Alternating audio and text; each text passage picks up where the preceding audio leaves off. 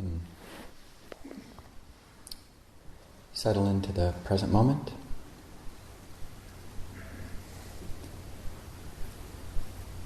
And this is a primary focus. We've come to a monastery is to figure out how to relate to the present moment. When I first got into meditation, I went to go live at a meditation center, and one of the lay teachers had a kind of funny saying. It was, the past is history, the future is a mystery, right now is a gift, that's why we call it the present. And I always liked that.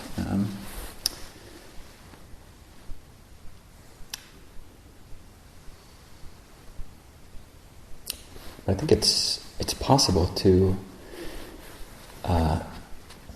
become consciously or unconsciously myopic, so only focusing on the present, and to the neglect of our capacity to conceive of the past and of the future.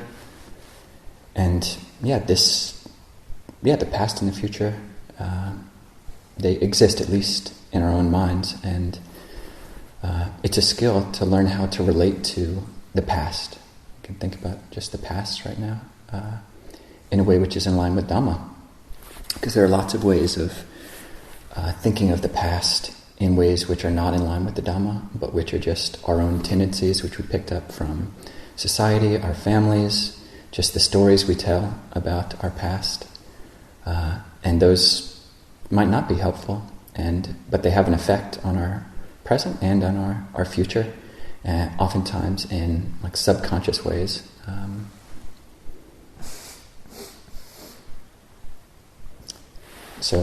What stories, like, what is your inner historian, like inner historiographer? What are they writing about your experience right now? Because to some degree, if you're not doing it consciously, if you're not consciously, framing your life, then it's happening under the hood, and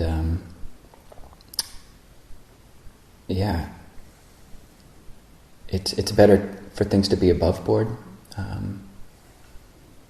It's a nice quote that life is lived forward but understood backwards, and as anybody who's studied history can tell you, it's really so subjective. You read this about the same military battle or same event in history, and whatever the story you're hearing is totally dependent on the perspective of the person who wrote the history.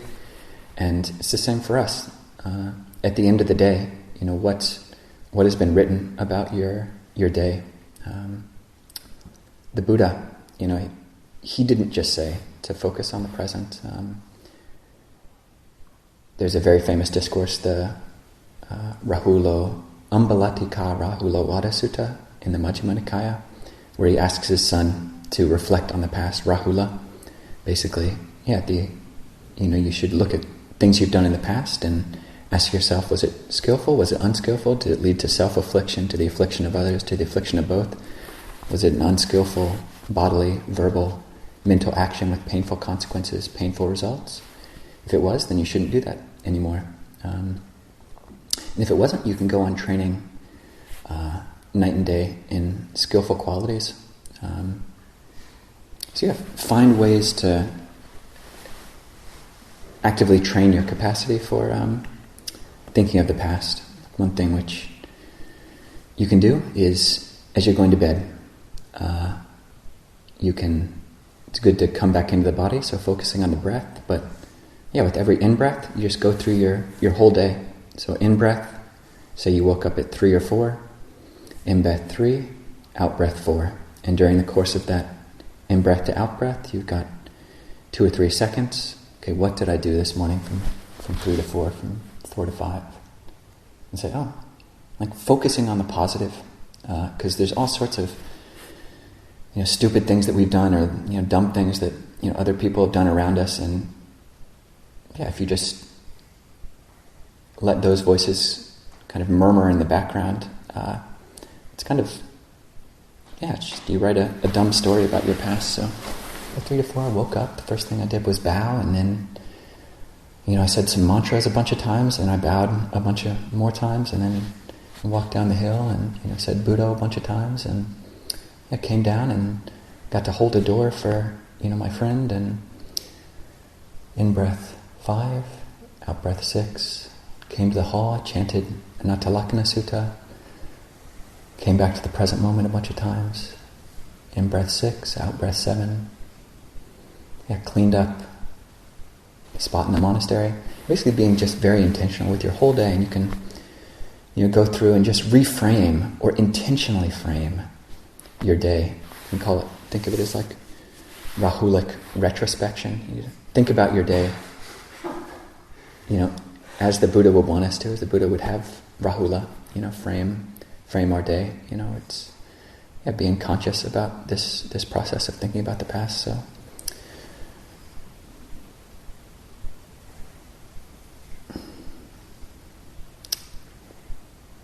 So we're almost done with this reflection.